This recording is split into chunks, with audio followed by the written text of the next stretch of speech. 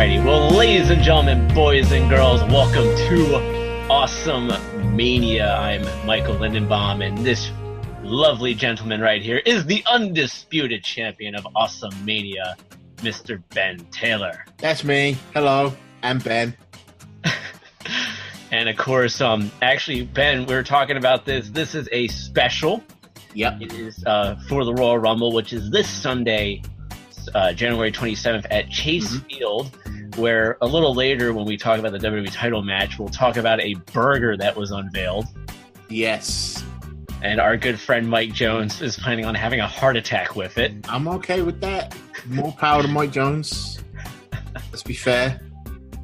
But yeah, you got the Royal Rumble this weekend. You have TakeOver, and of course, you have a Worlds Collide tournament, which will That's air. having it Access, isn't it? That'll be at Access, but they're going I need to look that up because I'm not exactly sure who's in it. So you got 5 from NXT UK, 5 from NXT, and 5 from 205 Live. Yeah, but it's going to depend on who it is. That's who I pick. Right. But that will happen at Access. That just got announced that it's going to air on the network on February 2nd. Yep. So, but with that, we get to look more towards TakeOver Phoenix, which will have 5 matches, and then, of course, the big one, the Royal Rumble. So this is our first special. Yep. Not all of our prediction episodes are going to be specials. It's just that this so happens to fall on our off week. So we're going to do a special, basically. It's like episode, 1.5 because of the fact that it's a special? Yeah, we'll just call it like Royal Rumble weekend prediction special. Like, we don't need to give it a number. We just number the real episodes. The real episodes.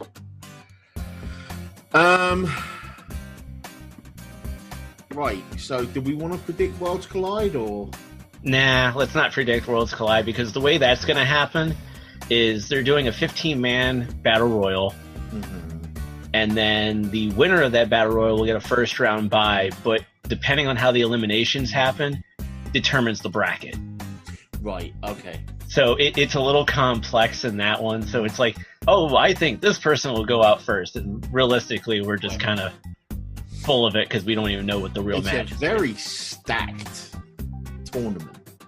I believe Velveteen Dream's in there. So it's Adam Cole, Velveteen Dream, Dominik Dijakovic, Keith Lee, Shane Thorne, Mark Andrews, Tyler Bate, Travis Banks, Jordan Devlin, the greatest wrestler in the world, Zach Gibson, Cedric Alexander, Tony Nese, Drew Gulak, TJP, and Humberto Carrillo. So that's going to be an interesting thing to watch. Definitely be interesting to see how all the different styles mesh with each other too. But yeah, like I said, 15-man battle royal will predict it. Winner will get a first round bye, and then they will do all the rankings. I just had this image because Gulak's thing is like no gimmicks kind of thing, isn't it? And him and Velveteen Dream could have some fun, or no top rope moves, and him and Mark Andrews. Anyway, so many possibilities. Yeah. So, do we want to do predictions for TakeOver or Royal Rumble first? Let's do TakeOver first, because that, we can just kind of work in the sequence from Saturday to Sunday.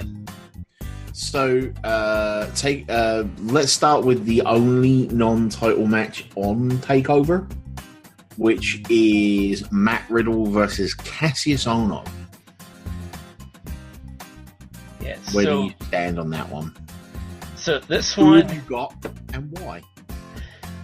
So I remember Riddle's debut was at the last TakeOver, and Ohno took exception to that. Riddle annihilated him in like 30 seconds, and they've been feuding ever since. I think because this is going to be Matt Riddle's first true TakeOver, and I think Riddle's going to go over for that fact alone. But what I do expect is that Ohno will put over Riddle. But I would like to see Ohno get the win at the same time, because he's never won I don't think he's actually ever won a TakeOver match. No, okay. Because he's lost to Lars Sullivan. He's lost to Velveteen Dream. Yeah. And I forget who else he's taken on TakeOver, but I don't think he's ever won. The question here is whether they want to extend this feud. Right? But I don't see Ono Riddle being a money match for WrestleMania weekend. I see Riddle maybe in like a North American title match, maybe. Who knows? I'm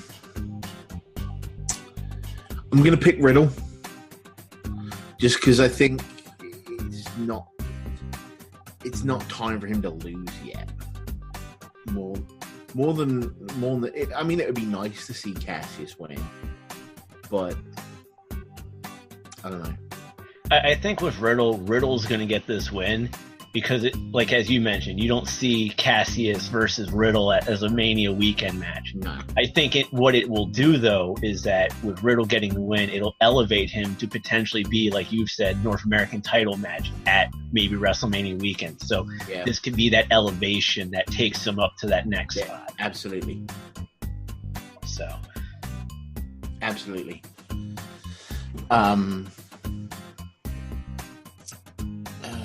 Next match, let's go with the tag title match. The Undisputed Era of Kyle O'Reilly and Roderick Strong against Hanson and Rowe, the War... I very nearly said War Machine. War Raiders. So this is interesting because it also depends on what WWE plans on doing with Undisputed Era in the near future. Because could this be the first faction or first true group to be brought up to WWE after WrestleMania? Yeah, but that's after WrestleMania. Yeah, but the thing is that do you want them being brought up after WrestleMania shouldn't affect? Well, no. Well, the reason I say it is because I think they're going to lose the titles and then try to chase and then lose that. And then because I don't see Adam Cole getting another title. I don't see Bobby Fish getting a title. And the only thing that has to happen in order for Undisputed Era to be called up altogether is for Strong and O'Reilly to drop the tag titles. So I'm not saying they're going to lose, but I have a feeling they are. I'm not going to be the guy. I'm not going to be that guy, but I'm going to be that guy. Where I think... But every single NXT champion that's got called up has gone out on their back. They haven't gone out after losing the title and then chasing it. They've gone out after losing the title. Well... Bobby Roode got called up after dropping the belt to Nakamura. Drew McIntyre got called up after dropping the belt to Andrade Cien Almas. McIntyre was a different case because he got hurt. But he was still booked to drop it. That wasn't an in-ring change. The Ascension got called up after dropping the belts. The Revival got called up after dropping the belts. Like, they didn't... You see what I'm saying? But Revival was chasing for the belts. Well, Revival was slightly different because it wasn't a two-person feud. That was AOP, DIY, and the Revival. So that was more of a three-team feud. And that was the blow-off of the feud. Because the blow-off of the feud was DIY imploding. It wasn't sending away the Revival. Because I'm 90% sure with the way the Revival have been booked till now, no one knew they were getting called up. Right? Let's be fucking honest. Call a spade a spade. I'm going for the Undisputed Era. Mainly because War Raiders won at War Games. And I think Undisputed Era is going to win this time. And I think the blow-off will be Mania weekend. And I think that's where the Undisputed Era are going to get called up. They're going to drop the belts Mania weekend. And I think all four of them are going to show up on Raw or SmackDown as the Undisputed Era. I think if they don't come up as Undisputed Era, they're making a mistake. And they need to come up like on Raw the night after WrestleMania, because it will be the hottest crowd of all time, and the Adam Cole baby will be deafening. That is not to say I don't think we'll see Adam Cole in the Rumble, because I think we will. But that's a question I'll ask you later. Yeah. Because there are some spots open for some surprise entrants. Mm-hmm. So I think War Raiders with Undisputed chasing into Mania, because I think it would be a different take on it. Because they have... Now, I think the Undisputed are going to win. It's not going to be clean. There's a reason Adam Cole isn't booked on this show. That's all I'm saying. Why Bobby Fish isn't booked on the show. Because they're going to be being put through shit. Yeah. Then let's move on to the women's title match, which is Shayna Baszler, the Queen of Spades, against the Fresh Princess Bianca Belair, the EST of NXT. I don't even know what that means. I think she's the best without the B. I don't know. Right. Shayna. Yeah. To be brutally honest, I'm actually not a big fan of Bianca Belair's. Me either. She has athletic ability, but And I'm just not into her as a wrestler. I'm not into her gimmick, and I hate that hair whip thing. I am looking forward to her whipping Shayna Baszler with the hair, and Shayna just grabbing it out of the air and pummeling her fucking head in. Just like driving her down to the mat and just raining elbows down. The other reason I don't think Shayna's going to lose it here is I don't think it will be clean. I think Jessamine Duke and Maria Shifter will get involved. And I think this rivalry will continue because Belair is the only person on NXT right now that is a viable challenger to Baszler. Candice isn't really... they've got to take the next couple of months to build up someone to follow Belair. So... And who would that be? Because now Dakota Kai's out for a while due to knee surgery. Io Shirai, Candice LeRae, I would have said Lacey Evans, but they called her up. And she can't cut a promo to save her life. For proof, watch fucking Raw. She speaks so slowly. This is her cutting a promo. That's her, like, when she invaded him, like, go watch it. Go watch it on YouTube. That's how she says, like, 3 or 4 words and stops. Anyway. Like a Christopher Walken promo. No. Because it's a charisma-less vacuum. With Walken, you at least know it's fun. That is Christopher Walken. Like, when she speaks, they're just words. Her gums are flapping, but she's not saying much, right? But yeah, my prediction is Shayna. Yeah, I'm going with Shayna, too. All right. So, the US title, the North American title. Ricochet, the champion, facing off against Johnny Gargano, Jonathan Wrestling. This is an interesting one because I'm kind of torn because I really love Johnny Gargano and I love how his character has turned to the dark side. Mm-hmm. But at the same time, I also feel it's too early to take the title off of Ricochet. So I'm kind of torn on this. I really want Gargano to get it because outside the tag team titles, he has not achieved that single success. Mm-hmm. But damn, he puts on hell of a match at TakeOver. It's so tough. I legitimately don't know which way I want to go on this one. The heart says Gargano, but the brain says Ricochet. What you going with, fool? Damn. Don't make me cry in the fetal position now, Ben. It's a predictions contest, dude. Fucking predict. I know. So, for the sake of predictions, I'm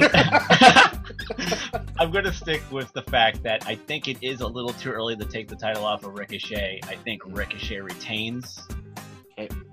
But at the same time, going into the last match that we're going to talk about, I think your reasoning is because it's too early to take the title off Ricochet. I think it's too early to take the title off of Ricochet, but it's going to be a hell of a match. I think it'll be match of the night. Oh, yeah. So, I too am going with Ricochet,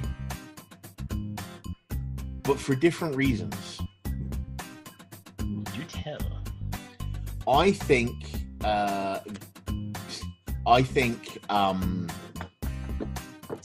Ricochet is going to beat Gargano. But I think it is going to be because, like, Candice tries to get involved or something. Or I think it's going to be some other nefarious means, but not on Ricochet's part. You know what I mean? Like, something's going to happen to distract Gargano and Ricochet will beat him or something. And this is going to completely spoil my next pick. But I think we're going on to see Gargano Ciampa WrestleMania weekend for the big gold belt. And I don't think they're going to have both the North American title and the NXT Championship involved in the same match on WrestleMania weekend. Yeah, I'm going with Ciampa for the NXT title match. But one of the interesting things is that, as we just saw in this past episode of NXT yesterday, Gargano and Ciampa teamed up together? Question mark? They did that during the cage match as well. Yeah, so it's like almost like we're getting DIY back in a way, but I think what's going to happen is, Ciampa could get involved in the North American title match, trying to help Johnny, and then it cost him, or Johnny could get involved in the world match, the NXT Championship, and it, you know what I mean? Like, yeah, one way or the other, one match is going to be influenced by the other match. Yeah, somehow, some way. Like, and also we're forgetting the fact that Aleister Black could somehow get involved in the North American title match. I mean, it's not out of the realm of possibility. So it's interesting where I think this is the first takeover where two matches are so intertwined with each other that they can actually have an impact on each other legitimately, of going, here's this match, and then this can happen, and then it can fall out into this match. Like, when was the last time we actually seen WWE try to do something like that? It's been a couple of times. But yeah, I just I think that they're gonna use. The other option is a triple threat Mania weekend with Black, Ciampa, and Gargano that we were supposed to get a while ago. And that concluding with Gargano and Ciampa getting called up. And then they fight forever on the main roster? No. They get called up to different brands. And then they get called back together in like a couple of years for a WrestleMania match. And then they fight forever from there. Kevin Owens and Sami Zayn in it. That's cool. But, and actually it was great. After their third TakeOver match, somebody created artwork for an NXT TakeOver 60 poster. Yeah, with all them looking old. like in their in a senior home and everything. Yeah. Bravo to that person right there. If I could fantasy book it, I would have Ricochet win the North American Championship match, and then I would have Gargano get involved in the championship match, and I would have it go to the triple threat we were supposed to get before Black got injured for WrestleMania weekend, because the crowd would be hot as fuck for that. So, oh yeah, just to see the match that we were supposed to get would be really cool. And that was supposed to happen when? SummerSlam weekend, I believe. I think so. Either SummerSlam weekend or no, it was supposed to be TakeOver Chicago. That's right. It was supposed to be TakeOver Chicago too, because they changed it to that no disqualification match, or the false count, or the last man standing. Yeah. So that's what that was. Because Black wrestled Gargano SummerSlam weekend. Yeah. So with that, we are done with TakeOver. Royal Rumble. Yes. So just to recap, I've got Riddle, Ricochet, Undisputed Era, Shayna Baszler, and Tomato Chompers. And I have the War Raiders, Riddle, Ricochet, Tommaso Ciampa, and Baszler. Of those, the War Raiders is most likely to happen, I think, because I've got all the champions retaining. So, we'll see. And then moving into the Royal Rumble. The Kingmaker match is the tag match, because we agree on all the others. The Kingmaker, the tag match is the only match we don't agree on. Yeah, pretty much. Yeah. Okay. So, starting with the Rumble, you have the 2 kickoff pre-show matches. The first one being the WWE United States title match between Shinsuke Nakamura and Rusev. Yep. I have Rusev retaining. Okay. And it'll probably be about 10 minutes. I think I have Trent Seven winning this one. Fantastic. No. The problem is it's on the kickoff show, so I don't care. Yeah. And that's not mean I'm not going to predict. I mean, it is a message that WWE is sending me that by putting title matches on a pre-show, they're not as important as the matches that are on the main show. Well, let's be honest, though. Out of all the matches for the Rumble, there's only 2 non-title matches, and those are the 2 Rumble matches themselves. Every other match on that card is a title match. But then why not just make the event an hour longer? You already do 9 hours for WrestleMania. They're cutting, I think they're doing 5 p.m. to 11 p.m. for the Rumble, including the kickoff show. Still 6 hours. Yeah. And only 2 of that is spoken for. Cut all the talking bollocks from the pre-show, right? Just have Renee Young and a microphone, right? He just goes, "This is the card. It's really fucking good. Ding, ding, seconds out, round 1." And he just have non-stop wrestling.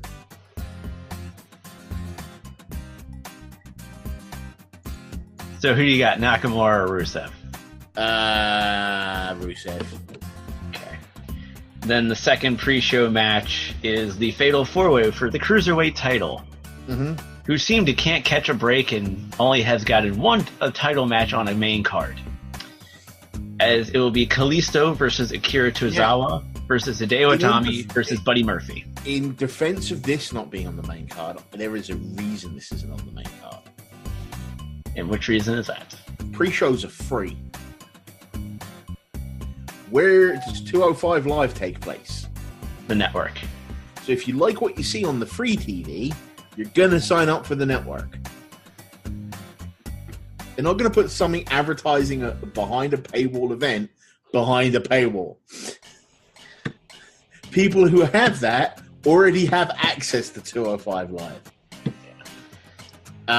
But I will say this, though. I would love to see the Cruiserweight title at least defended finally on the main card of Mania. Yes, I completely agree.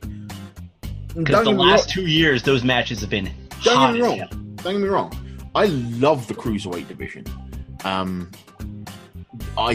believe they're deserving of a slot on the rest. That was contradictory. Where I'm like, oh, I love it. Yawn.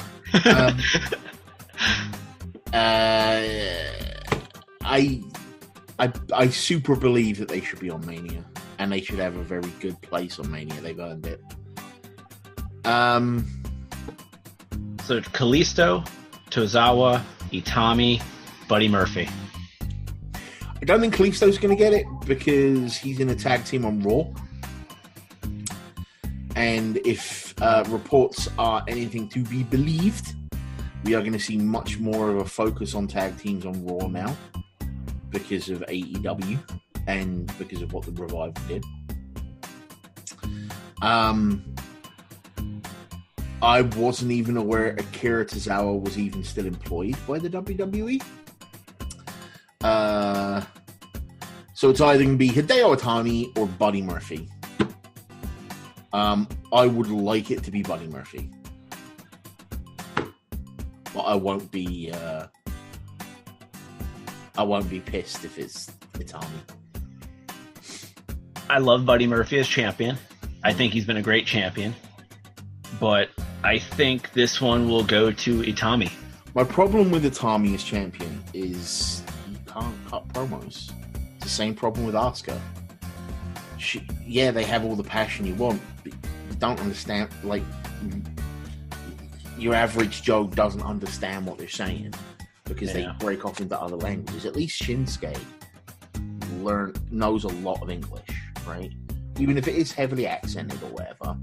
But sometimes it's not about how you say something; it's about what you say. So I don't know.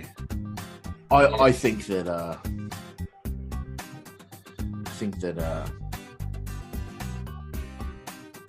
I'm gonna go with Buddy Murphy. Like I said, I love Buddy Murphy as champion, but I think it's gonna go to Hideo Itami. Yeah. I think it's his time finally to win a championship in WWE. Can we take a break after the pre-show? Because I need to go do something quick. Yes, we may. Okay, thanks, mate. I'll be right back. All right. So, ladies and gentlemen, with that, we'll be right back from this break. Yep.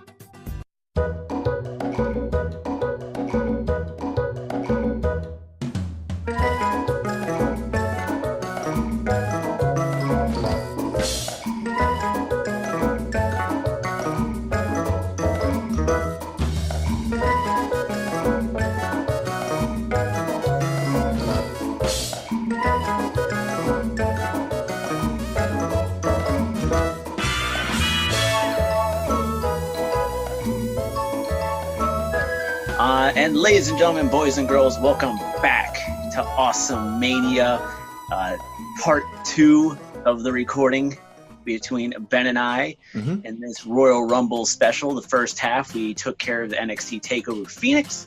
And the pre-show. And the pre-show of the Royal Rumble.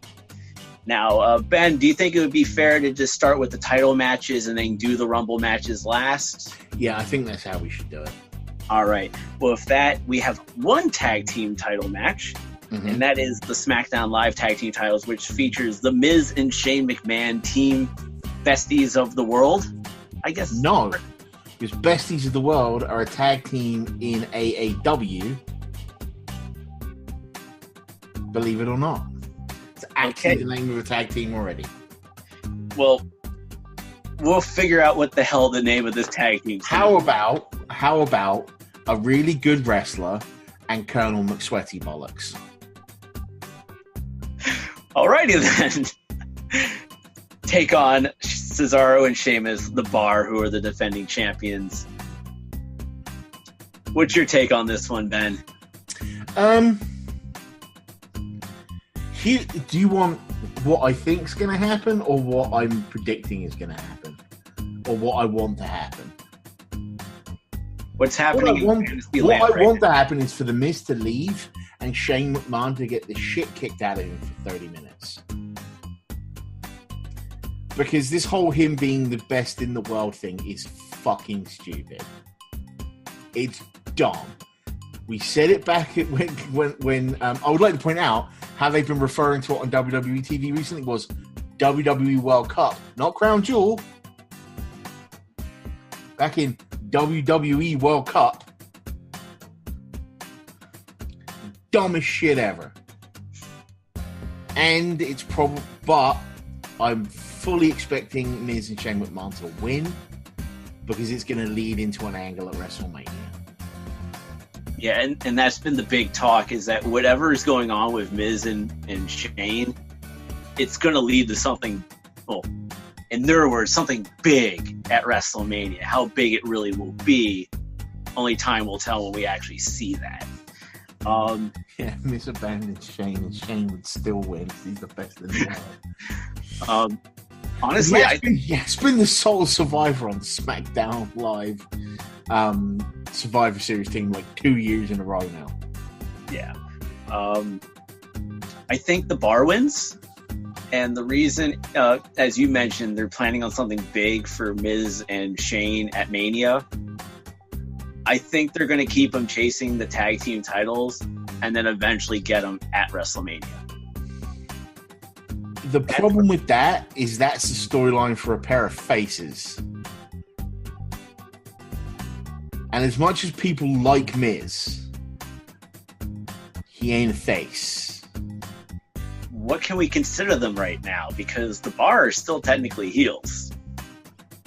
But the thing is, they're trying to position themselves as faces because it involves Shane and Miz sucking up to it.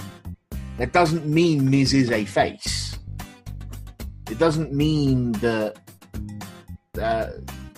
Doesn't even mean Shane is a face. I mean, he fired Paige for literally nothing. He fired Paige because Baron Corbin was shit at his job. Fuck that. Oh, we'll have a new role prepared for Paige. That was like 8 weeks ago. Where the fuck is she? Getting ready to promote her movie. But still, at least like follow through on your bullshit. Twat. And the worst thing is, I used to love Shane McMahon. Like back in the old like ministry, when he was like corporate Shane McMahon, and he would do really stupid shit with steel chairs. Right? I used to love old Shane McMahon, like old Shane McMahon. Back when he was like European champion and shit. I can't stand him now. Yeah. Because we broadcast the recording of this live on 321_TV on Twitch, we've got a chat, and as Jordan is saying in the chat, it's a heel team versus a heel and a McMahon. So it might as well be 4 heels in the match. My gut still says the Bar wins. Okay. That's what I'm going with. All right. That's our first difference on the main card. Yes. Next up, we have the SmackDown Women's Championship. Okay. Becky Lynch versus Asuka. I think Becky Lynch loses, Asuka wins, simply because we know what route Becky's going. Mm-hmm. And I highly doubt that Becky's going to hold the title when she takes on Ronda Rousey at Mania. Well, new information has come to light.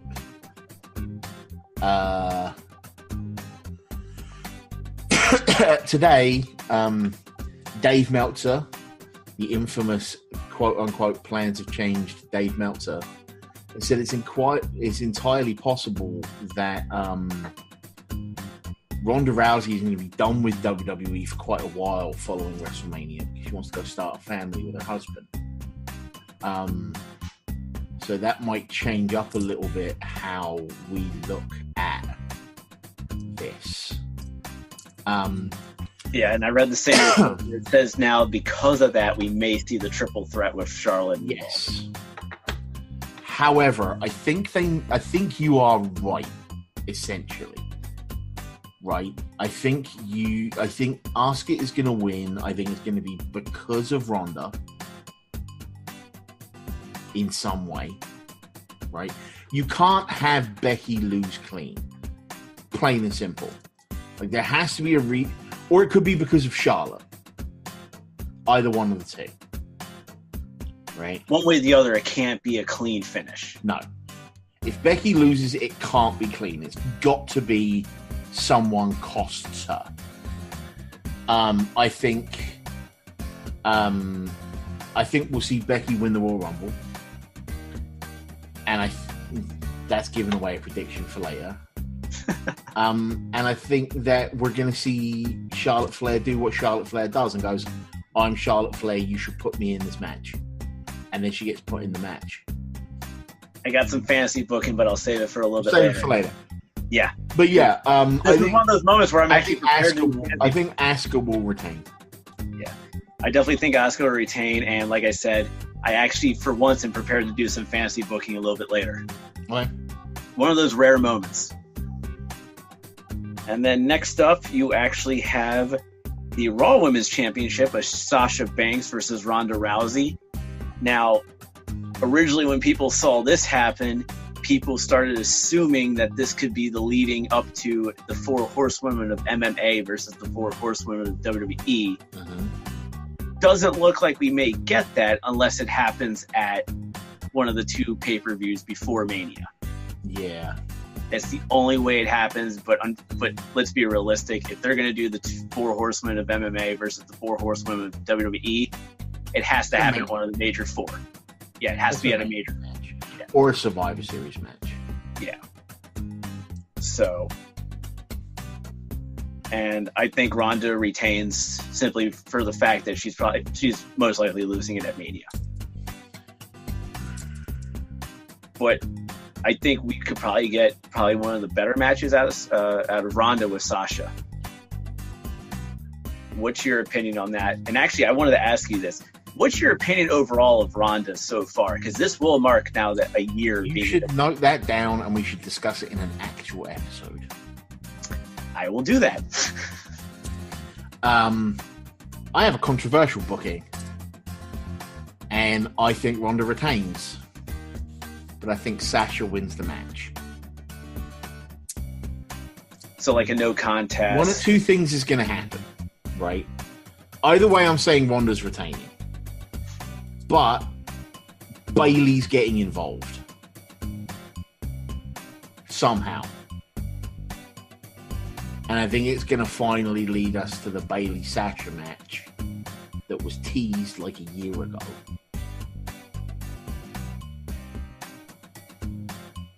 I can actually see that. All right. So yeah, I actually do see that. Actually, let me think about that. All right. Now, even if Bayley gets involved, I think Ronda still wins. Because the thing that makes Sasha pissed is that Bayley got involved and costs her the match and the title. Yeah, I'm going to put my money on Ronda. Sure, why not? All right. Next up, you got the WWE Championship match between Mr. He gets hit in the balls a lot now lately, AJ Styles, versus the new Daniel Bryan.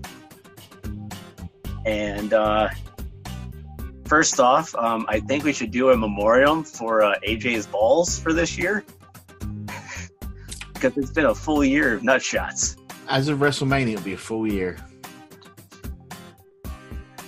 I hope he's been wearing a cup. He hasn't. Yeah. He actually put a post on Twitter about how he doesn't wear a cup. Because someone asked him about it. He was like, dude, you get hit in the nuts so much. Why don't you wear a cup? And he actually answered. Oops. Who do you got on this one? Daniel Bryan or AJ?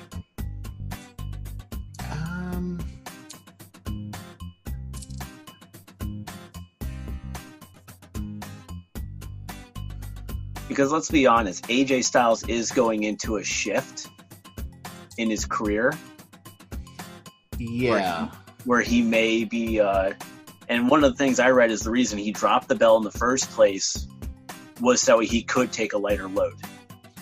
True, but at the same time, they've done this whole thing about Mr. McMahon igniting the old AJ Styles. You know what I mean? Right. And that would be pointless if he's just going to lose. Also, it would be really interesting to see how the new Daniel Bryan deals with losing. That's a very good point, too. So we have like this interesting... Because the money match, right? When Daniel Bryan came back, the money match was him against The Miz for the title at WrestleMania. The other option is, I can't believe I'm about to say this, a heel Daniel Bryan against a face Miz at WrestleMania for the title. And that Miz buddying up with Shane is what gets him put into the title match at WrestleMania. It's interesting. I especially liked heel Miz trying to go up against heel Daniel Bryan on Miz TV that one episode. Didn't work out well for Miz on that one. But no, who have you got? I want to say Daniel Bryan. I think even with Vince McMahon firing up AJ Styles, getting this new AJ Styles, like the old, like fired up attitude and stuff like that, I think first off, this will be the match that tears the house. These two. And Daniel Bryan's going to win. I think Daniel Bryan's going to win in a controversial fashion. Probably another nut shot to AJ Styles. But what if AJ Styles actually wears a cup this time? You mean like that one time when Jericho did it against Chyna? Like Chyna goes for a low blow and she starts feeling her arm like she got hurt, and then like Jericho pulls out the cup. Yeah. And then he goes to kick him again with the other foot, and he pulls out a second cup. And it's like that bit in Deadpool when he keeps punching Colossus and breaking different bits of his body. Everybody fears the Tyrannosaurus Rex. Love Deadpool. I don't know. I'm gonna be honest, right? I don't like Daniel Bryan, and that's gonna get me fucking lynched by a lot of wrestling fans. But I wasn't the biggest fan of his before he went away. He's not done anything groundbreaking since he got back, except continue to wrestle the exact same style as put him on the shelf. He's not changed his style one bit. And as he said in the Nigel McGuinness documentary, it's all his own fault. Because he lied on his fucking medical. Yep. Every time I see Bryan take a bump, I wince. I want AJ to win just because it means Bryan isn't having to wrestle that often. And I don't know. It's sad to say, but I'm not a big Daniel Bryan fan. Like, I'm in the minority there, I think. But he doesn't do a whole lot for me. As for who I think's going to win,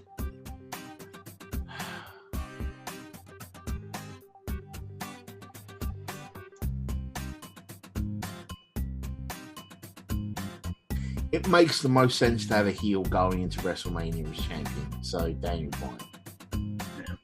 Yeah. I literally couldn't, and that's what kills me. Right? I don't care.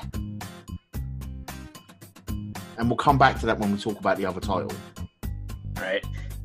Which we go with now, which is Finn Balor versus Brock Lesnar for the Universal title. And I'm going off on the record of saying Finn Balor will not come out as the Demon. No, he's already said he won't. Yeah. Because... You're going on the record after he has stated it as fact. I didn't read that article yet, so... But And it actually is important that he doesn't come out as a demon, though, because we all know Lesnar is going to win. You know, I mean, it would be great if Finn won, but I would prefer. I mean, it is true. When was the last time we knew anything about a Brock Lesnar title match? We knew that he wasn't going to win at Crown Jewel, because Braun Strowman was being screwed as the next big thing. We knew that Roman Reigns was going to win at WrestleMania last year. We knew Roman Reigns was going to win at WrestleMania the year before that. Every time we've known something about a Brock Lesnar match, the exact opposite has happened. and they have done they have so pointedly built up the David versus Goliath comparison to the point of literally talking about the fable of David and Goliath on Raw, that if they don't pay that off,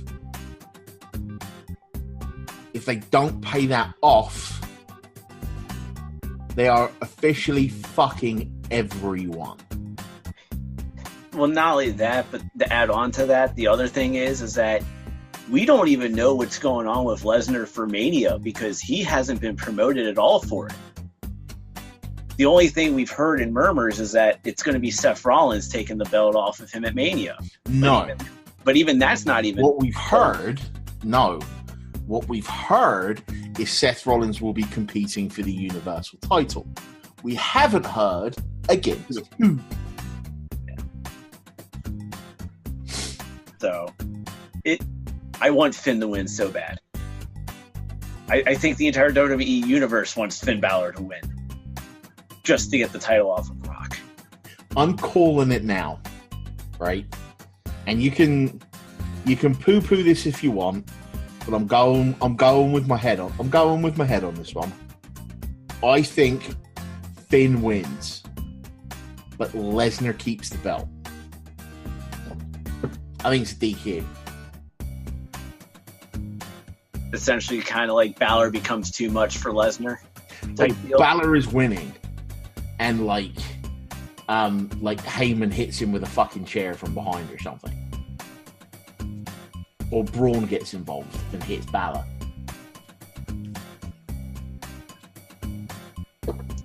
And actually, that's a great question. What role can Braun play on the pay-per-view as a whole? Exactly what I just said. No, on the pay-per-view as a whole, not just the match. Exactly what I just said, because he's not cleared to compete. That's why they put Finn Balor in the match. Actually, according to reports, the plan was always going to be Balor versus Lesnar. Yeah. Whose reports? I've read it on Lords of Pain.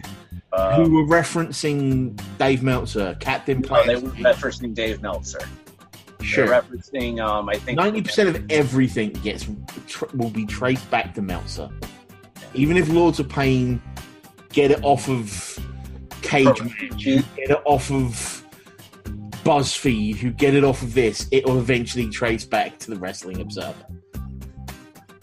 But the point being is, even if the plan all along was Finn Balor, right? They did a shit-ass way of booking it.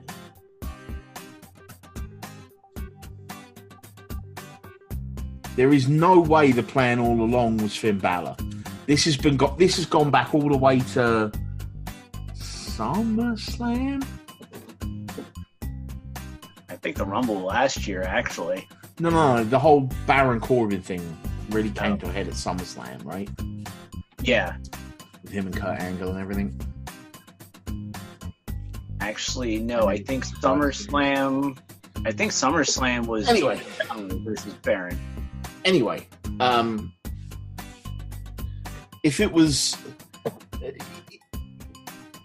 the plan was Finn all along, right? They should have sold Finn all along, rather than have this come out of nowhere in the last 2 weeks, because it makes the Brawny Snowman look real bad, basically. And you saw that Finn beat him on fucking on Raw. He hit the coup de grace. Like, yep. So for me, of course, Lesnar comes in. For me, I would happily see Finn winning the match by DQ or count out when Braun gets involved or Heyman gets involved. So I'm going to say Finn wins, but I'm going to say Lesnar keeps the belt. It's going to be a huge, fuck you fans. You got what you wanted and what you didn't want. So that leaves us to the Rumble matches. Yeah. According to reports, the women are going to close the show again for the second year in a row. Okay. I knew that would be your response to that. Doesn't matter which title. Doesn't matter which Royal Rumble goes on last. It's 2 hours 15 odd minutes of Royal Rumbles. It's going to be boring after a while, and I hate saying that because I love Royal Rumbles. So we'll start with the men's. Okay. 30-man Royal Rumble match. You have R-Truth coming in at number 30. Yes. Randy Orton has been added. Titus O'Neil has been added this week. You also have Rey Mysterio, Mustafa Ali, John Cena, Andrade, Apollo Crews, Elias, Baron Corbin, Jinder Mahal, Bobby Lashley, Dean Ambrose, Seth Rollins, Samoa Joe, Drew McIntyre. The New Day, I'm doing that with a question mark. I'm doing that with a question mark for a reason. 3 of them have announced, yes. 3 of them have announced, but will all 3 actually go in? Yeah, they've all announced that they're going to be in the Royal Rumble. They haven't announced what their strategy is going to be, which is going to be keep Kofi Kingston alive by acrobatic bollocks. And then, of course, the last one to be named was also Jeff Hardy, with more names still to be named or surprise entrants to be put in. John Cena obviously is a question mark due to his ankle injury. His injury, yeah.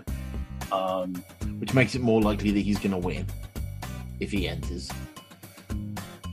But so we have a few that haven't been announced for obvious reasons, surprise value. Who, in your opinion, will be a surprise entrant in the Men's Royal Rumble? Velveteen Dream. That's a damn good one. That's damn good.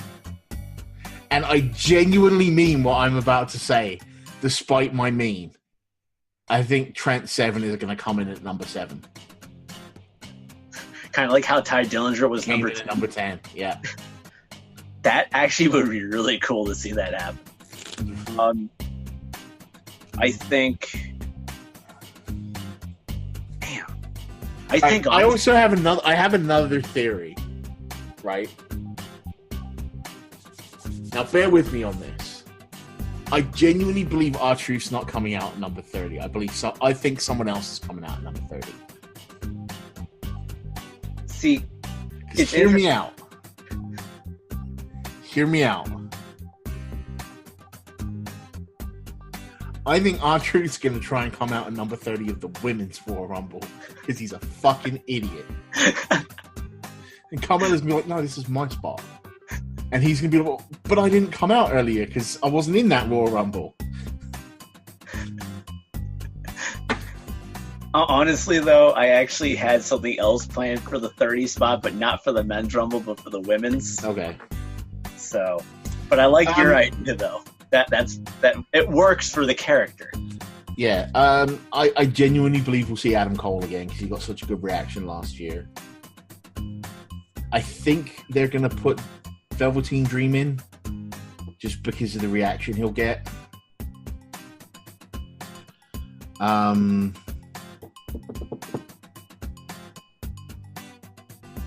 We might see a couple of new signings, maybe. I think with all the stuff that's been going on the internet, I think this is where Lars Sullivan debuts. Maybe, if he's over his anxiety stuff. I hope so. That's a tough thing to have happen.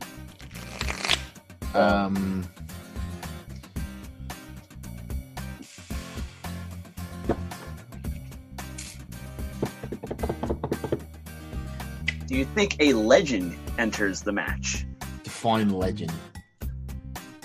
Somebody or not a legend, but a past superstar, I guess. Oh yeah, there's going to be something like that. But it depends on your definition of legend.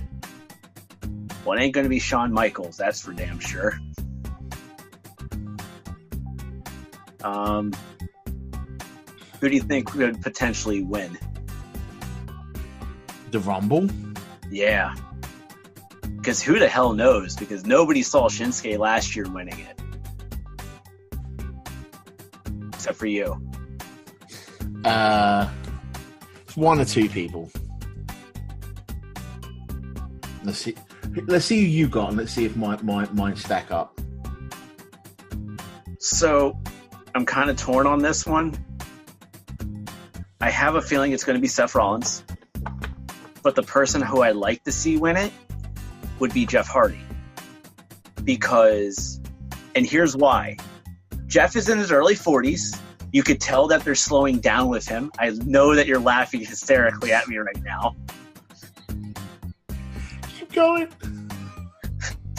I hate you so much. It's good. So, okay, let's be realistic. Jeff Hardy's in his early 40s. He's slowing down. He's doing the Swanton Bomb less often. He actually has a new finisher that he uses at house shows and such, so he doesn't have to do the Swanton that much anymore. And I think it would be really cool for a last moment where Jeff Hardy wins the Rumble. He's the face that goes into Mania against a heel Daniel Bryan. The storyline there alone would write itself between how Daniel Bryan is and how Jeff Hardy is, with the two completely different personalities. But they've just done that storyline with Samoa Joe. They've just done literally the fucking, like, you drink and use drugs and stuff. That's bad storyline with Samoa Joe. I didn't like how they did the Samoa Joe thing. It doesn't matter if you liked how they did it. They just did.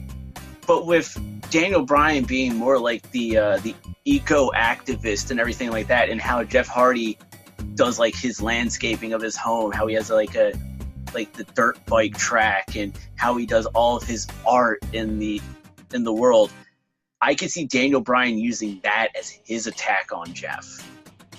Jeff wouldn't care. So, but it's something I would like to see. Complete waste. Jeff hasn't wrestled a decent match since... When did the Hardy Boys come back? WrestleMania 33? WrestleMania 33!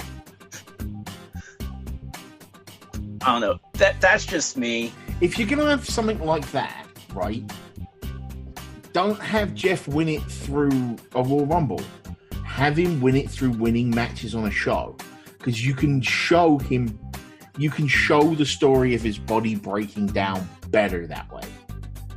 Right? The problem with winning it through a Royal Rumble is if anyone's in there for more than like 20 minutes, they're shagged and fucked out, right? So, the better way to do, if that's what you want is your SmackDown storyline, you would do that through a series of matches on SmackDown.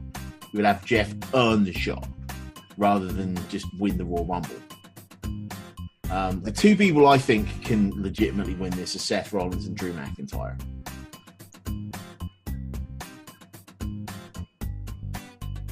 Which are like the two favorites. Yeah. For a reason. Because it is believable that either of them could take the title off Brock. Seth, because he's been close to doing it before. And Drew McIntyre, because he's a psychopath.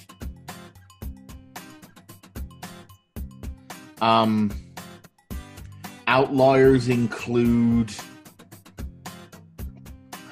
just because I think Vince would get off on it, Rey Mysterio, because Rey Mysterio against Brock Lesnar would be hilarious. But they're apparently going to be putting Rey and Andrade in a tag team. And a faction with Sin Cara.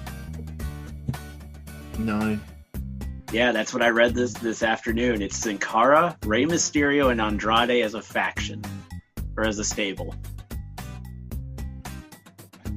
With the that kind of goes against the point of the Andrade Rey tag team, because the point of Andrade Rey tag team was Rey going, yeah, this is the next big lucha guy. And to have a third person in that stable kind of defeats the point. Well, apparently they've been wanting to do something with Rey Mysterio and Sin Cara for a long time, too. The problem with that is Sin Cara is bad. But, I mean, the one thing I read... Not to put too fine a point on it, I mean, Sin Cara is bad. But from what I read, though, what they plan on doing with Andrade, Rey, and Sin Cara is one way or the other, Andrade is the one coming out of that group. Yeah, absolutely. That will be the guy. This is supposed to help him get that big singles push this year by putting him with both of them. Or next year. He's got to spend a while with Ray to get the rub. Yeah.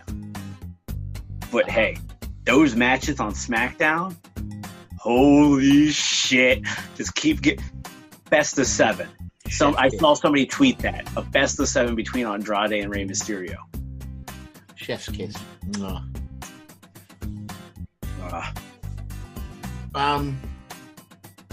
As for who could win the Raw, it could be someone from SmackDown.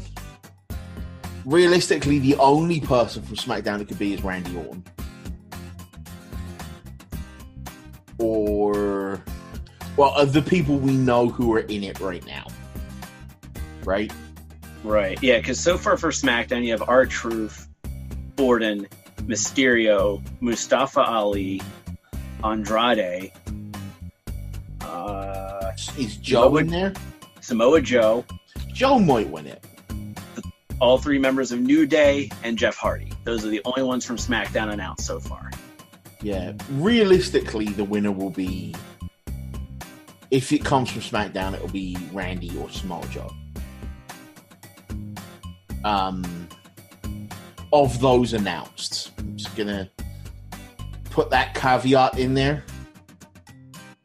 We don't know who else from SmackDown could potentially enter. Yeah.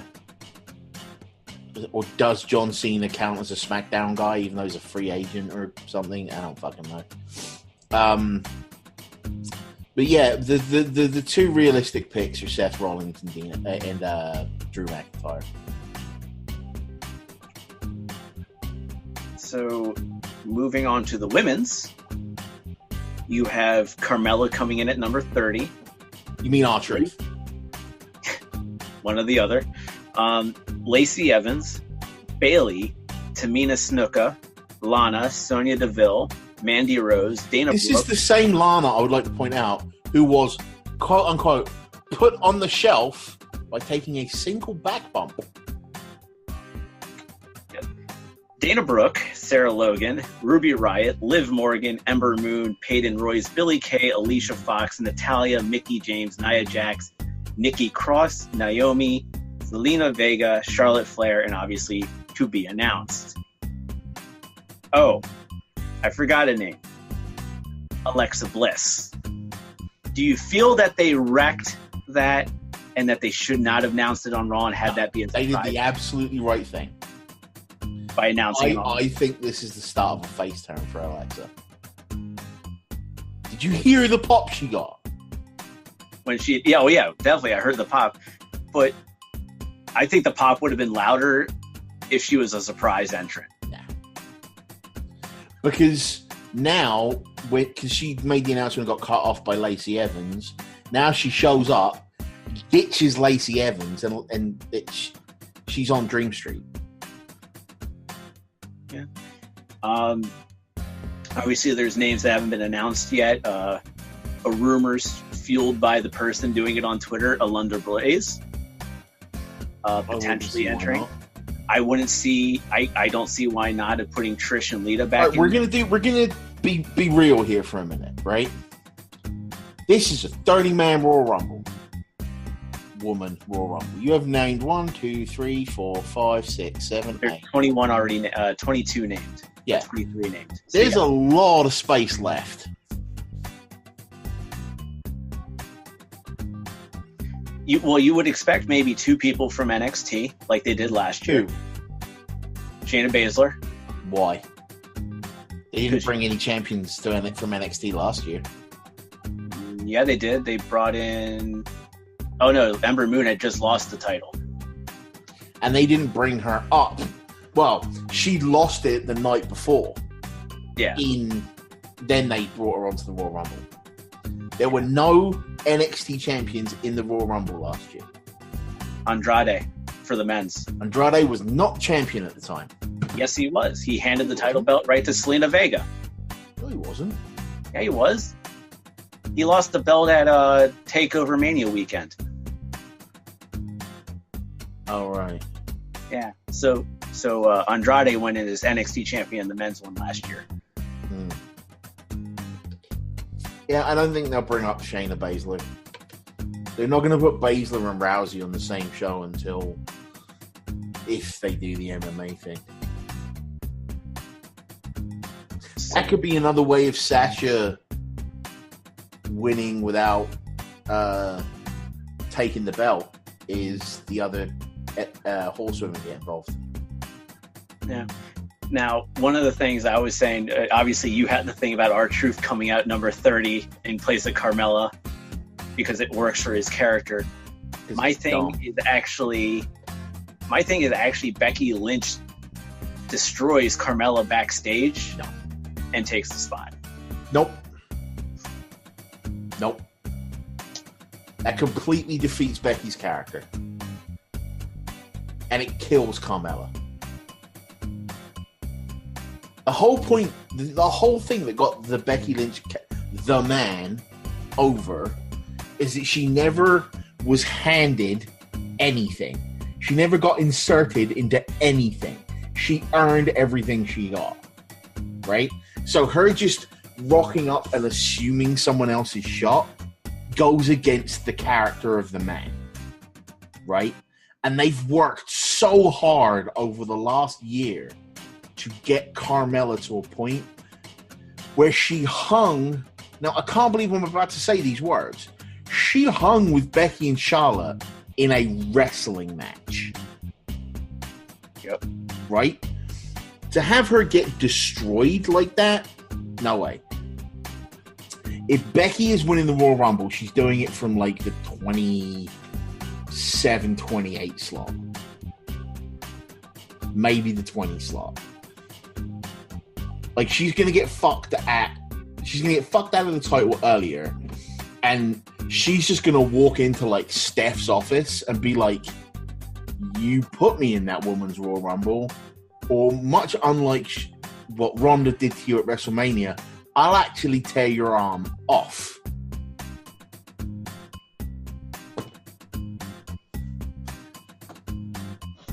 And then Steph will get all smart and be like, fine, and you come in at number 1, and Becky will be like, all right, and I'm going to win the whole fucking thing. Because I'm Becky fucking Lynch. And I am the only person in this entire organization that deserves to main event WrestleMania. Now, I think we both agree that Becky will win the Rumble. If she's in it. If not, Charlotte. Yeah. Now, I mentioned I did some like fantasy booking for this one. Okay. And you could put Charlotte or Becky in either role for this. Obviously, they'll choose Ronda Rousey. So let's go with Charlotte wins. Becky doesn't get put in the match. Charlotte wins the Rumble. She chooses that she's going to go after Ronda Rousey. Mm-hmm. I would bring back an old storyline that actually would work to put them into the triple threat. The Chris Benoit, Shawn Michaels, Triple H storyline. Because Becky could play the role of somebody who has not had that opportunity to take on Ronda Rousey and would want to be in there. The problem with that, right? The small eat-and-see problem with that is that Benoit won the Royal Rumble. Yeah, and Charlotte would be in the role of Benoit. But that makes Charlotte the face. I don't think we're going to win on this one on the face versus heel thing with Ronda. But we are. But we do. Because you do the exact same thing as happened at fucking SummerSlam. You have Becky earn the title shot, and you have Charlotte just put in the match because she's Charlotte Flair, and she's going to be there for every big first of the fucking women's division. Because she's a Flair. So then we need to have Becky win the match, the Rumble then. Yeah. Because that's the only way that's going to work Assuming it's going to be a triple threat. Yeah. The match is Becky, like the money match is Becky against Ronda, right? A close second is Becky against Ronda against Charlotte. But the match that everybody wants to see is Becky and Ronda. And then, of course, Nia Jax had to screw it up for everybody. But also, that's a great... And one of the reasons why that's also the money match is something that you said back in November when I was hosting Derpy Mania at DerpyCon, which is that Becky has to be the one to beat Ronda Rousey. And truly, the only way to really do it is by having them go one-on-one. Yeah. Because it wouldn't feel right if Becky pinned Ronda in a triple threat. I don't think it would have the same effect as a one-on-one match would have. Yeah. And it then writes a storyline for when Ronda does come back. You know what I mean? Oh, yeah. So. Yeah, and it makes it like, if she loses, she takes time off, and then she comes back, and it's like, all right, it's the Vengeance Tour. Like, do an angle in the match where Becky, like, breaks her fucking arm. She does to Ronda what Ronda did to Steph. Like, full on, steel, like, Ronda goes for a charge in the corner, catches the steel, like, you know what I mean? Full on fucking, like, don't just have her go, oh, I'm leaving for a little while, bye. Have her, like, I need to take time off because my arm is fucked. My arm, it's not there. It's just kind of hanging there. It does not work. Like, I don't know what you're talking about. My arm is just there. But bear in mind, this is the woman who, the day after getting Pillmaned, walked out on Raw like nothing had happened. Yeah, that really sucked. Like, I get the whole point of they wanted her to come off as the fighting champion and all that other stuff. She wasn't even selling. Yeah, that was like the biggest problem. It's like if she come out and she was like selling the neck and like the arms and like all the kendo stick shots and shit, and still been like, I got beat up last night, but I want to prove I didn't get beat that bad and have a match, right? That's one thing. But she just walked out like she hadn't even had a match the night before. Charlotte should have hit her harder. They should have just fucking sent her. We'll talk about that when we actually get to what do I think of Ronda Rousey. And that'll be on a future episode. That'll be next week. That's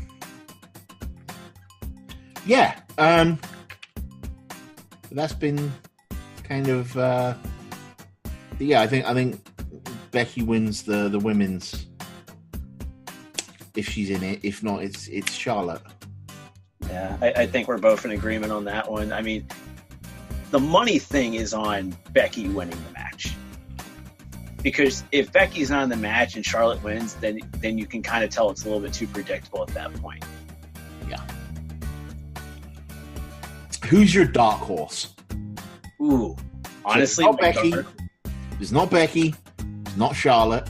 Who's it gonna be? My dark horse, honestly, is actually Carmella. Really? Yeah. Not for me. Who's yours? Nikki wants to play. See, I was thinking about that one as well. Like, what better way to prove she's a complete psychopath? Dude, so Nikki Cross wins the Rumble, chooses Asuka. Yeah. That match alone would be amazing to watch. But let's have a real first woman standing match. Oh wait, we already did. Not that the WWE recognise that. Wankers. But yeah, I think that the Nikki Cross Asuka, that would be money right there. I would enjoy watching that match. I would love Nikki to win the Royal Rumble.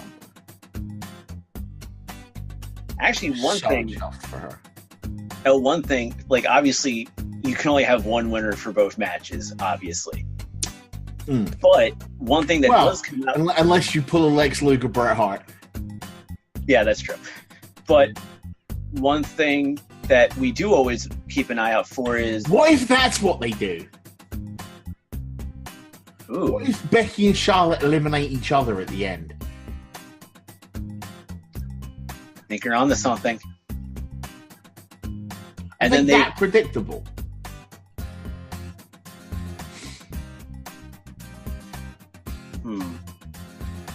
That's tough.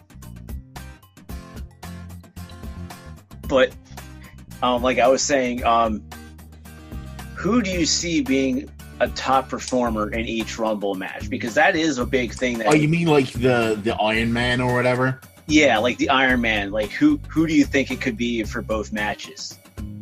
Because for me, I think for the men's, I think somebody who could use that would actually excel at it would be Mustafa Ali.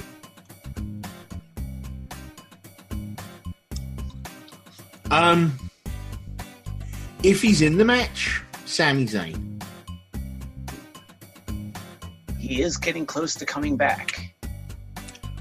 We didn't Kevin know. Owens is a little further away. They did have those vignettes saying coming back soon. Yep. Although the last I read, Kevin Owens sounds like after Mania, though, because he had the double knee surgery.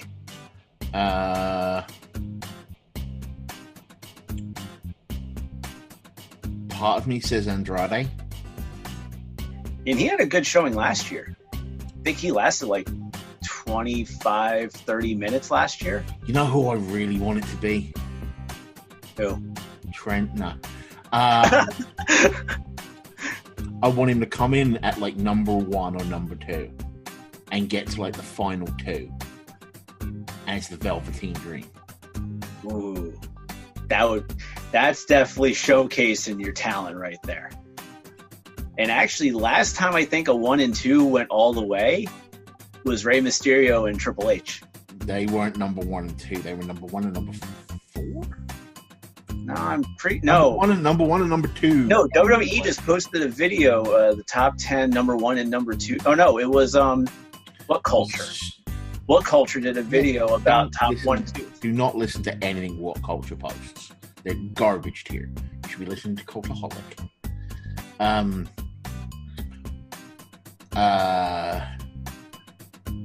thought the last number 1 and the only 2 people to do it from number 1 and number 2 were Bulldog and Bret Hart, weren't they? I know they definitely were. Hold on, let me. You keep talking. I'll Google because I'm not having to use a tablet. Okay. So you're saying Velveteen Dream, which I think is a great one, especially if he's a surprise entrant. I still like the idea of Mustafa Ali because I think Ali having a strong showing, because we already can see that WWE is behind him. Mm-hmm. Having him have a strong showing in the Rumble will do just as good for him moving forward as well, even though he won't win it. On the women's side, I actually like to see Alexa Bliss. I like to see Alexa Bliss. 2006. Yeah. You're right. They were number 1 and number 2. Yeah. So I think on the women's side, I like to see Alexa Bliss be the Iron Woman in that one. Kind of like how Sasha Banks was last year for the women's match. Mickie James. See, Mickie is like another dark horse to me. I'd like to see that happen, but you kind of know it's not going to. Dude, Jordan, you've hit on something. Surprise entry for the women, Rhea Ripley. Maybe. Because we're not taking into account NXT UK.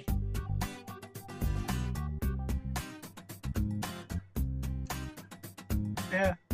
Pete Dunne. Pete Dunne would be nice. That would be a good one. Gallus. The Coffee Brothers and Wolfgang.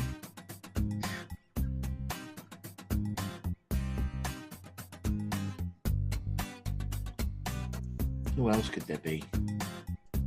Actually, do you know who we don't talk about for the Rumble? 205 Live. The last time a 205 Live competitor was in the Rumble was Jack Gallagher. Mm-hmm. And that was like 2 years ago. So maybe like a Drew Gulak.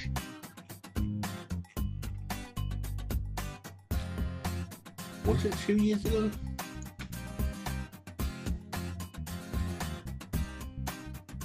Yeah, there's some names out there. Let me take a look at the.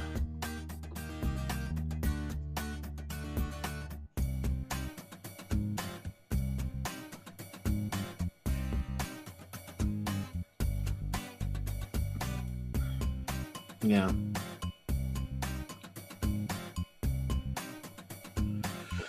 The thing with 205 Live now, though, is a lot of their people are kind of going on to other shows as well, like the Lucha House Party.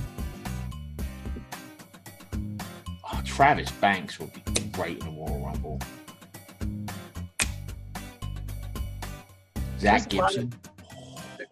There's a lot of names out there that we could put in this Rumble, but unfortunately we can only have 30. If Zach Gibson win it. Because he's Zach Gibson.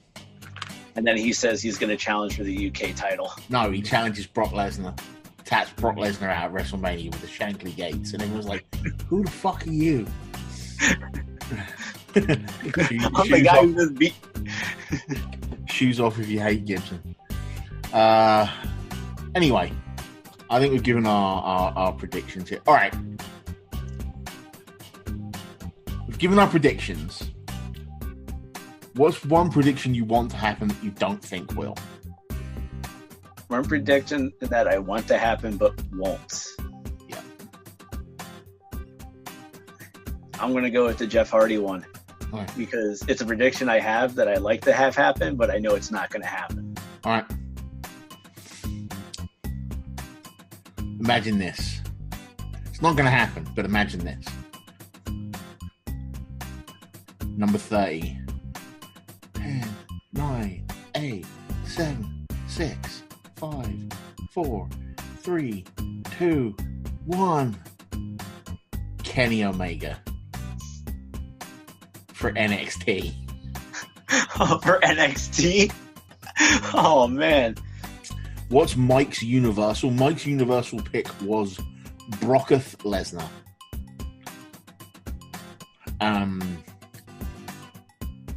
Oh, here's another quick prediction we can do. Who do you expect to see ringside at NXT?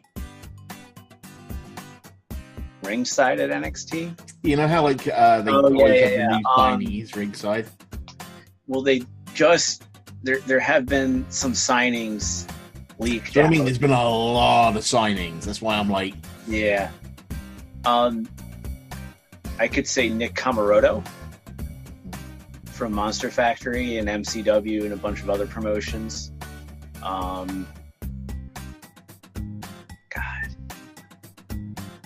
I can answer this with one word. Kushida. What? Kushida. Yeah, Kushida, yeah. But we all know he is definitely coming. Although, I'm glad you brought up Kushida. Because, well, it's not WWE related, but New Japan did announce that a lot of their Japanese wrestlers are not going to be at New Beginning. Because they can't get visas. Because they can't get visas. Kushida might have fallen into that same problem. And he didn't. I'm not saying he did. I'm just saying it's possible. You know why? Because Vince and Trump are friends? Kushida ain't coming for work. He's coming to sit ringside. All he needs is a vacation visa, which he applies on the fucking plane. And even if he did, Linda McMahon literally works for the government. I'm pretty sure Vince has trouble with dial. I think he did. Like, he must have Trump on. Like, there was that picture that was going around right after Trump got elected, where it's just the McMahon and Trump, the McMahons and Trump in the Oval Office. Oval Office. Oh, and it's like Stone Cold Steve Austin has stunned 95% of the people. No, he's stunned 2/3 of the McMahon family. No, 2/3 of the people in this picture, including the president. Yeah, exactly. That was great. I love that photo. But and I think there was X's on all the people that he stunned too. Mm-hmm. But trying to think. But actually, when you said Kushida, I also said Killshot, Shane Strickland. I don't... No, he won't be ringside. He might still be trying to get out of his contract. Because he's still with Evolve. Yeah, but the thing he's is... wrestling Adam Cole at Evolve. Yeah, but the thing is that Evolve is kind of with WWE now. Yeah, but I think he still has a contract with Lucha Underground. Yeah, and that would actually be the hiccup, the contract with Lucha Underground. And maybe Impact, because I know he's been trying to get out of those deals to officially sign with WWE. So it's interesting. A single match decides the king of the card for both. Apparently. So for TakeOver, it's the tag match. And they're both tag matches. No. Because we differ on a tag match and we differ on Brock Finn. Yeah, because I went straight up Brock. Because I think Finn's winning, but Brock's retaining the title. And you think Brock's just winning. Yeah. Because I think Balor is going to have a massively strong showing against Brock.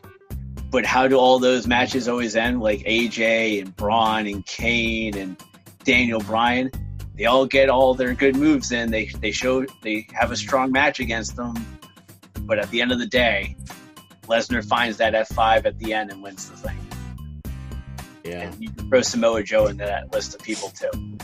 So. Just pulled up the Stone Cold picture and it's so good. Stone Cold Steve Austin has stunned 46% of the people in this photo, including the president. The other 54% are children. So their time is coming. Yeah. Oh, one of them might be Shane's wife. So I don't think he's done with Shane's wife.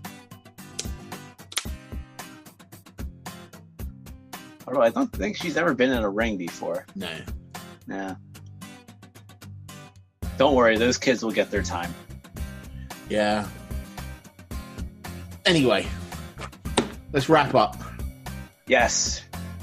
Actually, we want to... not screw up. Ben, where can the people find you on the social medias? You find me at Bob T. Goldfish on Twitter. You can find myself and Jordan Johnson, friend of the channel, streaming at least something most days at twitch.tv/321_TV. In fact, on Thursdays, as it seems to be now, you can see us recording this very podcast on that illustrious channel. Wednesdays we record our 321 podcast, which is more of a video cast at this point because we don't put the audio out anywhere. Other than that, we play Diablo, we're doing some WoW, we're doing a bunch of other stuff. So find that on Facebook, 3 Topics, 2 Guys, 1 Podcast, or at 321 Podcasts on the Twizzors.